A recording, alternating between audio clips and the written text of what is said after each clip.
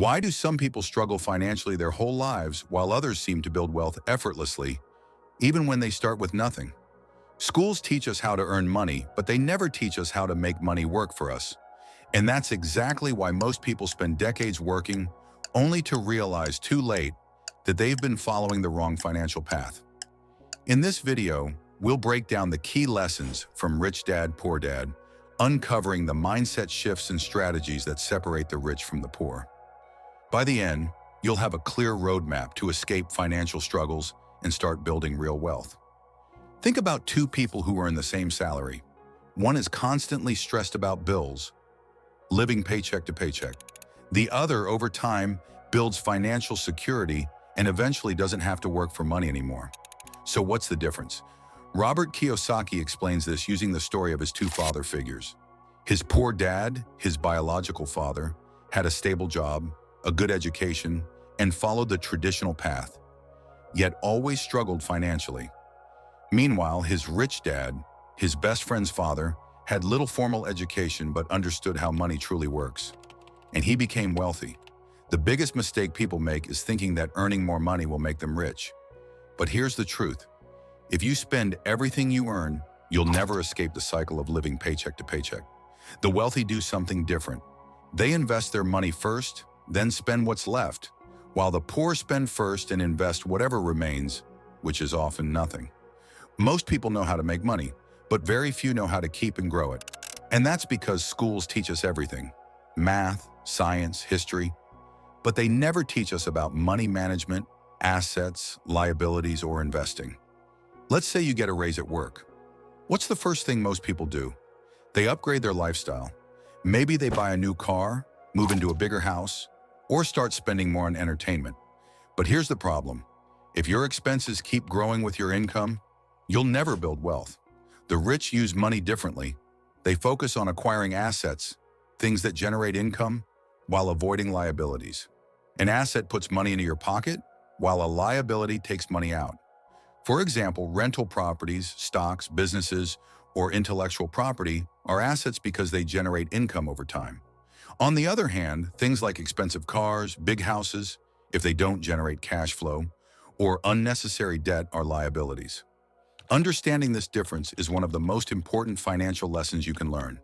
There are 4 different ways people make money, and Kiyosaki calls this the cash flow quadrant. Each person falls into one of these 4 categories. Employee, works for a salary, trading time for money. Self-employed, owns a job, meaning they work for themselves. Freelancers, doctors, small business owners. Business owner, owns a system that generates income, even when they aren't actively working. Investor, money works for them through assets and investments. Most people stay in the first 2 categories. Employees and self-employed people must keep working to make money. But the rich focus on shifting to the business owner and investor categories, where they create systems and investments that generate income, even while they sleep. Think about the difference between a freelancer and a business owner. A freelancer makes money only when they work. If they stop working, the income stops too. But a business owner builds a system where other people or processes generate money even when they take a break. That's the key difference between trading time for money and building wealth that grows on its own. Most people follow a dangerous habit. They get paid, pay all their bills, buy necessities, spend on entertainment, and then try to save or invest whatever is left, which usually isn't much. The wealthy do the opposite. They invest first. Before spending on anything else, they take a percentage of their income and put it into assets. Then, they adjust their spending to fit what's left. Even if you can only start with a small amount, the key is consistency. Over time, these investments grow, creating financial security and passive income. Most people approach money with a consumer mindset. When they want something, they think, "Can I afford this?" But wealthy people approach it with an investor mindset.